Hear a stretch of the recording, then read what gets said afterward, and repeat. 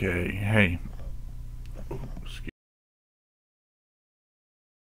Sorry about that. So, it's been a little bit of been some time, we'll say, since I last did one. And, there's a number of reasons why, but, I'll lower this. We'll get on the grind, and I will be more consistent. I try to be more consistent. I can't make any promises, but a very busy time right now for me. And, I do know that people really have come to enjoy these, so I'm going to do my best to try and knock them out daily, if not more than once in a day, the days I have time to get some prospects out there for you to look at. And today we're going to be looking at Lamarcus Joyner from Florida State, who's playing kind of a hybrid corner safety position. I'm not going to lie, trying to watch corners and safety from broadcast is difficult, and not having the option to watch from all 22 cam makes it kind of hard to get a real true feel for these guys, but we're going to do our best. And Joyner's interesting because he plays up on the line a lot, and I didn't get a good look at his technique and coverage, which is kind of brutal, because that's a big thing when he's listed as a cornerback for the draft, I believe. And here's where did I put it? There we go. Here's his peripherals. There you go. And 5'8", 184 pounds.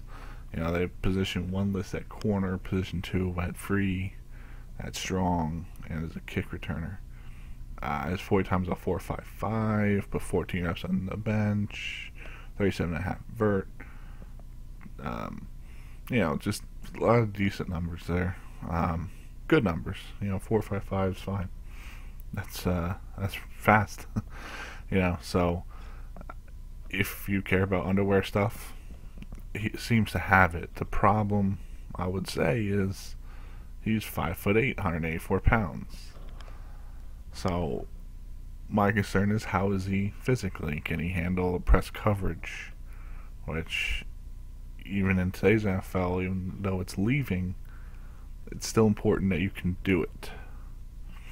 At least show that you can get up on line press. And does he? Ugh. I mean, kind of. We'll say kind of. So, let's get into the tape. Let's just watch. We'll see what I gauge, what you gauge. And our first play is okay. So, again, thanks to draftbreakdown.com. They get all this stuff out there for me to look at, for us to look at. So, I think we're looking at the next play here. And you see Joyner's number 20. He's at the top here. They put him in the box. And he's coming off the edge. And this is something we see commonly throughout Joyner's time, it seems, in Florida State last year, is that they like lining him up off the edge and giving him a free rush. He gets blocked a few times, and when he has to take on a blocker, the play's done. Like, for him, it's over. He doesn't take on a pass blocker very well. So, but my concern about that is minimal. Listen, if I have a corner coming off the edge and he has to take on a fullback blocking, I designed something incorrectly, because I don't want my corner taking on anyone blocking. This needs to be a free rush, because I'm giving up a coverage guy to sack the quarterback. And let's just do it this way. Let's look at this play. If I was evaluating Taj Boyd, he needs to recognize him coming off the line of scrimmage. Let's look how they line up pre-snap. Who's he covering? This guy potentially, but they have him here. They have another linebacker here who's coming up on the line of scrimmage. It doesn't even look like there's anyone within 10 yards of this guy. And he's up on a line, outside linebacker. Potentially you can cover him. That's if it's man coverage. and we're going to just assume man. Well, you know, with no one standing here, kind of screams zone, but with guys up on the line of scrimmage, you can have zone too. Anyway, the point here is that we have two guys that are no one within yards of them. This isn't really a play you want to kind of go with that play action boot. You kind of want audible out of this. You know, hindsight's 20/20 and all that. But just kind of like looking at pre-snap. And you have to recognize that this guy comes off the line. I know they have the tape of it. They know he does it. He did it, I think, 4 or 5 times in the Pittsburgh game alone. You know, that's the first game of the season. I mean, this guy's just uncovered. And the ball, that's where the ball has to go. You throw into blitzes, typically, as a quarterback. So, you know, it's just, I think that's a bad play from Boyd. Or from the offense that Clemson wants to run. More importantly, that's what Joyner can do. He's quick enough, great acceleration off the line of scrimmage. And if you're getting up a pass cover guy to get a sack, he seems to have a knack for it. So, he does a great job in these situations because he ends the year with a number of sacks. But that's not what we're really concerned about with Joyner. We're going to watch a few of them because they're fun to watch. But this is more what we're concerned about. A little trail technique. And he kind of covers well here. We kind of have, what do we have? We have not really any type of move off the line of scrimmage. He kind of steps inside and then just goes on a fade route. You know, he stays up right inside the hash marks. Nothing too fancy there. And Joyner kind of covers him pretty well. It's just the ball's underthrown, and you know, right here is fine. You don't have to play hip to hip. No teams even teach hip to hip anymore.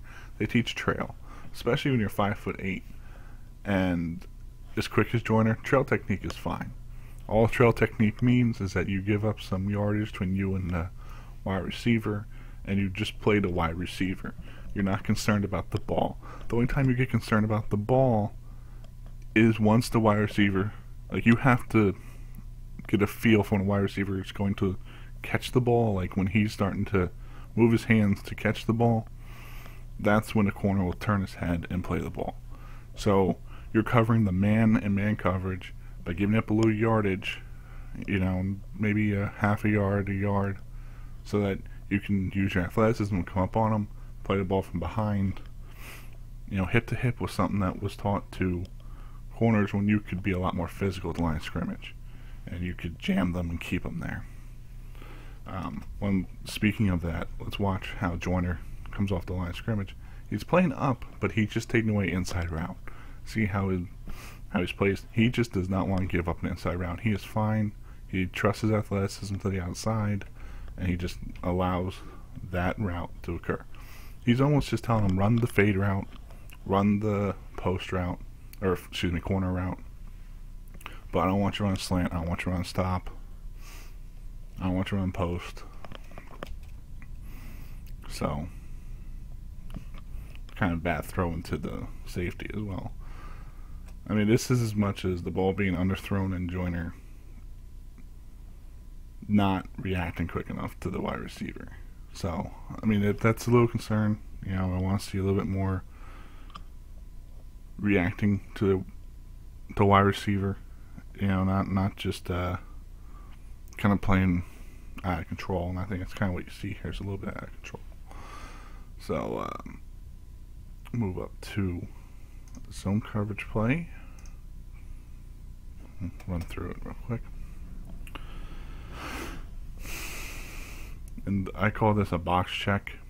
What it is you have kind of quads here, and trying to defend in man coverage against this can get shaky because of all the rub routes that can be run. So you typically want to check into a box where, I mean, some people call it different things, but we call it box check, and what it means is one guy's going to go deep, one guy's going to go mid, and one guy's going to go short. and because that should take care of every single route they can potentially run. Now against the quads, this is a different world because quads aren't very common. But I think it's the same kind of idea. Maybe you can punch him to a short to medium as well, and he's gonna have kind of like a look over here and then probably fade into the corner, and that's kind of what he does. So he's just trying to flare out. Looks like an in, and then you have we don't know. And we just want to watch Joyner. Kind of, it's again, we're kind of in a difficult spot to get a real good look at what's going on. But what I do like, damn, I went back too far. What I do like is the space he creates in this type of formation. We know it's a zone, and we know that they have to play certain ways in the zone coverage. You're a little bit more passive. You're looking at the quarterback. There's not so much the wide receiver. You're trying to gauge how quarterback's going to run the play. And I think he kind of has a good feel. You see how he's kind of cutting over. He sees two guys stacked here. One's probably going to the sideline. And you just get a really bad throw. So it's kind of a hard look. But again, my concern is I don't think this is a man coverage with how you're looking at these two guys. And he's kind of free. Was Joyner supposed to go with the mid route? That's what it would say to me. So why is he still covering here? When you have two guys for it? I'm not going to pretend to know every single defensive formation or coverage. And I can get confused as much as anyone else watching. Something seems wrong. Something's wrong here in the coverage. Whether it's Joyner, whether it's our linebacker, whether it's our other corner, I don't know. But there shouldn't be a guy running free. And typically in the defenses I've been involved in, the underman is going to be this guy. But that doesn't mean that that's the case here. That's such a bad throw. My God. So I wouldn't read too much into that play, but it's just a look at zone coverage. He has good spacing, turns his hips at a good time, run the receiver. Good things to take from that. Joyner has good hips. As much as we like hearing Mayock say that, it just, is able to turn and be fluid in his motions, like the coach speak stuff that you hear so much. But, it has some value in the sense that you want to have a corner that's not going to get tight in coverage. You want them always being able to stay on top and be with the guy, playing a technique that you teach. This play was a little odd again. There's Joyner. And I don't know. What is this? Like, he does a half circle coverage thing. And I don't... is he covering the outside guy? So the outside guy runs a post route, slant route. Inside guy's kind of running a wheel. It looks like kind of, out route, maybe to a wheel if there was time. And Joyner just kind of... I don't know. It's like, where's he going? What's he doing? Because I can tell you that that's not coverage. I don't think anyone teaches a player to have his back completely turned to the field. There is no coverage like that. So that's a concern. It's one play, but you got turned around. What happened? That would be me in a sit-down interview with him saying, what happened on this play? Like, what was your responsibility? Who was supposed to go where? So that'd be a question. Let's end on a note on this game. We'll quickly do the Pittsburgh game because it's starting to run a little long.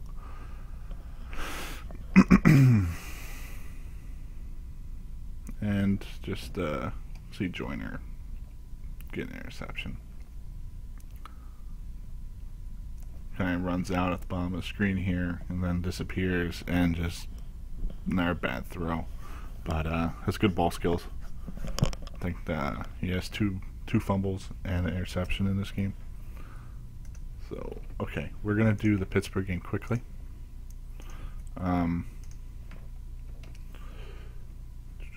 There's my notes.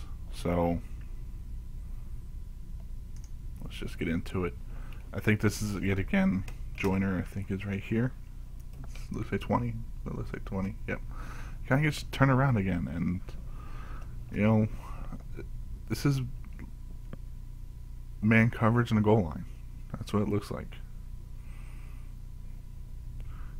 So, you know, what if this was a pump fake? I know the ball's kind of out and everything, but, you know, I just kind of get the thing, like, what if there's a pump fake, and then you see him leaving this guy right there. Pump fake, and now touchdown right here, easy. Right? He runs to the other side of the end zone, so long as he has time. You know, that's where D-line will have to save for him. Again, you have coverage, you stick to the coverage, because you don't know how quarterback's going to react. I don't think you just bite on him's arm going up. His aggressiveness, though, is something that helps him a lot. So do you stop him from doing that and potentially lose a little bit what makes him great? It's a question. I like this play a lot. He's 5'8", and there's a lot of concerns about how physical he can be. He gets a tight end, able to kind of use his arms, get a little separation, does a good job with that, and, you know, makes a tackle, 1 yard gain tackle. That's a terrific job by a corner safety hybrid guy. I don't think you have any problems with that play.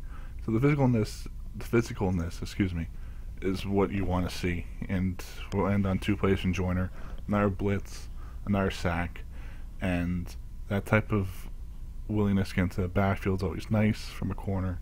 I don't know how many we see do that. And here's the last one. It's another off the edge play, and there it is. He's unblocked again, which is what you're drawing up a corner blitz. Corners on blitzes need to be unblocked. I didn't put the play in where he gets blocked by a Pittsburgh fullback, but you know that happens. What to take away from the Joyner tape? It's hard to get a good feel for his coverage, and if you notice, we didn't get a whole lot of coverage stuff. I tried to pinpoint a few that I thought we could see his true coverage abilities, and it's on and off. I think there is some room there for him to grow. I think a lot of room for him to grow. Is 5'8" a concern? It should be. You know, I know Tyrann Mathieu, Honey Badger, is about the same height. I'm looking up right now. He's a little bit taller, 5'9", a little bit faster, 4'5", same weight, 186. So does he play faster in Joyner? I would probably say no. I'd say probably play the same speed. So 40 time, everything's identical. He's got an inch on Joyner. You know, the size concern me a little bit, but the way he plays, you know, he's physical, he plays on the outside, he attacks, like all that's great. So size concern is minimal in that regard. Listen, there's 6'4" wide receivers in the NFL. There's 6' wide receivers in the NFL. My concern is, can he jam the line of scrimmage and keep him there if he's asked to do it? I don't know if that's possible. And that's my concern, because you don't see him do it at Florida. So, or Florida State. So, you know, that's something to look for. As far as coverage-wise, the little bit we saw looks okay. It's not, you don't get a good look, so it's not, I can't definitively say, well, you know, this guy, I don't trust him. I can't say that. Sometimes you kind of have to just go with, well, he's ranked right now as a second-round corner, I believe, is last I saw, potentially later. So there has to be some belief for him there. I get a little, he played the trail technique. He showed he does that. His zone coverage was there. So, coming off guys early, getting turned around, that's probably why he's a later round pick than definitively first, second rounder. I know I said he could potentially be, but he's not definitively. No, I don't think I hear him being mentioned as definitely need to take him in a second or you're going to regret it. So, kind of hard look. The important thing to take away is he's physical enough, I believe, to play at the next level, if that was a concern. And it probably is if you think that being 5'8" is a concern, so you want to look for stuff like that. He has good ball skills for sure. Makes plays if you believe that a guy can just be a playmaker, and make things happen. He forces a bunch of fumbles, gets a bunch of sacks, has a couple INTs here and there. So, he definitely has that kind of ability if that's something that you're looking for. But as a pure coverage guy, I have my concerns. And when you're 5'8" going to the NFL, well, that's potentially something to be concerned about. So he will be definitely an interesting one. Looking through the draft, I like to see a little bit more on him. I really wish I had all 22 tapes so I can actually get a true feel about how he is in coverage. It's so hard from these broadcast views. Anyway, thanks for tuning in. The next player I will be doing is, give me just a moment, Joe Bitonio from Nevada. I think he's a tackle, if I remember correctly. So we'll be doing him and D Ford. I'm going to definitely try and get one of those out today. Alright, thanks for watching, and 24 minutes. We'll see if we can shave this down a little bit. Alright, guys.